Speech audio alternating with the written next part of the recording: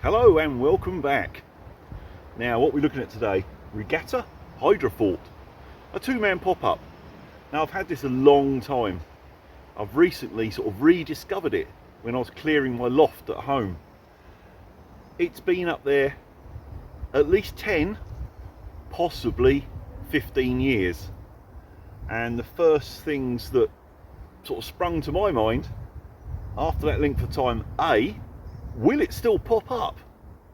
And B, do I remember how to fold it back up to get it in there? Let's find out.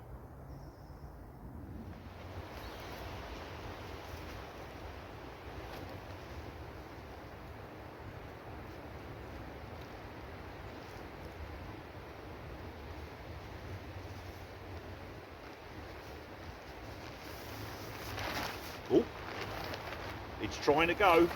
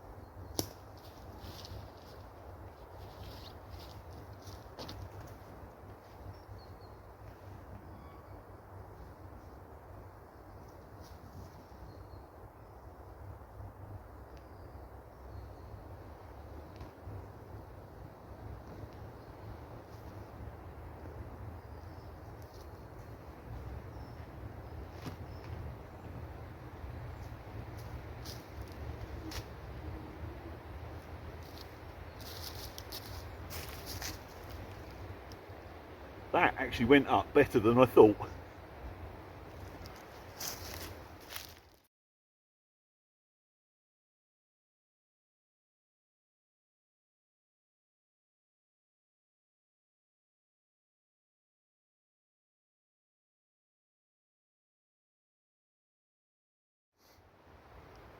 Now, because this is the main part of the side, it looks tiny, like a little barrel.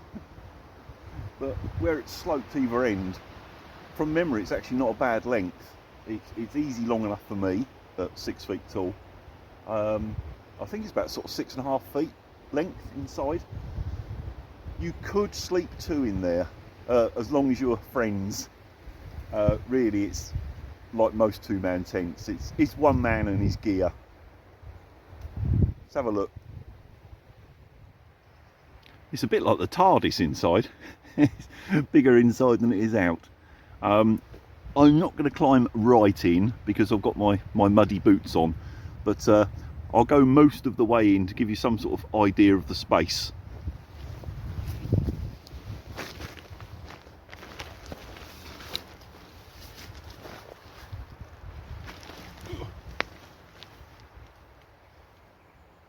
That's with my feet just on the sort of like the zip of the door, so I'm virtually in.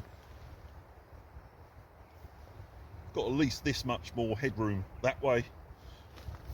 Good amount of width, probably 4 feet or so. So sleeping mat one side, bag, chair, everything else the other side would work fine. Right, pop-up tents. Let's think of pros and cons. Obviously, dead simple to set up. Anyone could do it, they really can. Setup time is probably 2 minutes. It's how quick you can just stick some pegs in. So if the weather was rubbish, you get that quick, get in some shelter. They're not expensive. There is a reasonable amount of space in there for their size because of the shape. But carrying it, you've basically got a big circle. It's not going to fit in a bag or anything like that. You have got to just literally have it in your hand, so you don't be travelling any distance with that really. I don't know whether you could bend it a little bit and get it in a really big rucksack like a Bergen maybe, if you could curve it, but I'm not sure how much you'd want to flex them poles. It's possible, saying I've never tried. This is one that I was using for car camping years ago, essentially. The other thing, this size and the cheaper ones especially, of course they're always single skin. You do get condensation. With 2 people in, you'll get a lot of condensation. It has got a single air vent, the other end. This end, if the weather's okay, you could have just the mesh door shut. That would help an awful lot. But if it's wet and you've got to seal it up, condensation. I did have a quick look online. I don't think they make this anymore, but they make a modern equivalent of it with a different name. If I can find it, I'll link it in the description below. And essentially what they've done is they've put a big air vent either side of the door here. I'm not sure about the back, but at least there's 2 big ones at the front, which should help. And also they've bumped up the waterproofing. Now this one, or at least when it was new, it's stated as 2000 hydrostatic head, which is enough unless you've got torrential rain for hours and hours and hours and hours. Normal, you know, rain overnight, that type of thing, 2000 will be okay, especially with quite a steep pitch sides like we've got here. The water doesn't lay, it tends to run off, so that helps. It has got tape seams and that sort of thing. So the newer version with 3000 hydrostatic head, I guess they've used more modern materials and so on, should be fine, should be pretty good. It's one of them niche sort of things really. Car camping, for the kids to use in a garden, festivals and that sort of thing, I think they're brilliant. If you're actually, should we say, proper camping with a bit of walking, hiking, whatever thrown in, they would be great if they would just pack a little smaller, but they won't. But yeah, quite excited getting this out again now after, say, at least 10 years, probably nearer 15. Nice to see that it's still actually okay. There's no mould or anything on it. It smells a little musty, but it's been closed up a long time. Just needs airing out. And it still pops open. I might have to use this in my next camp in the new year. Thing is, they're not really practical for winter, mainly due to the condensation issue. In the summer they're great, but I still might use it anyway. What the hell.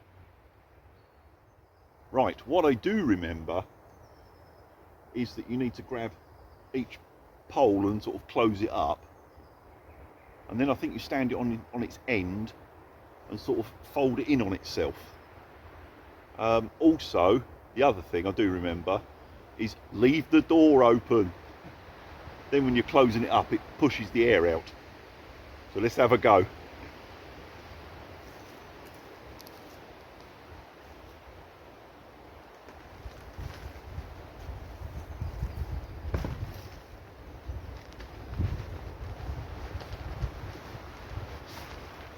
Aha, door end last. Or scrushing the air in there.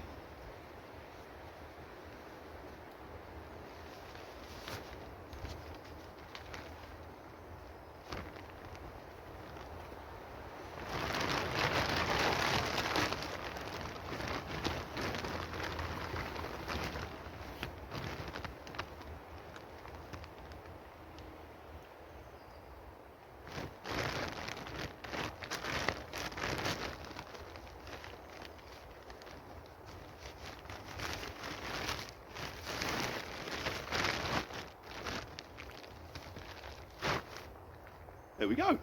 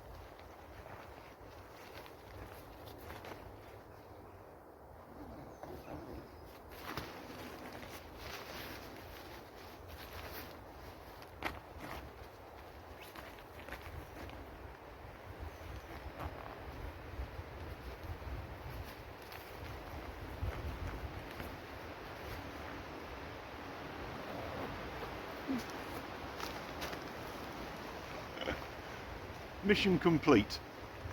That wasn't bad at all, actually. Once I remembered to do the door end last. When I first picked it up, I started with the door end, and of course when I closed that pole, it essentially sealed the hole up. So starting the other end, worked like bellows and pushed the air out the door. But such a great idea, but such a stupid shape to carry. It's a shame it didn't go down the circle about so size, and then it would go in a bag easily, but never mind.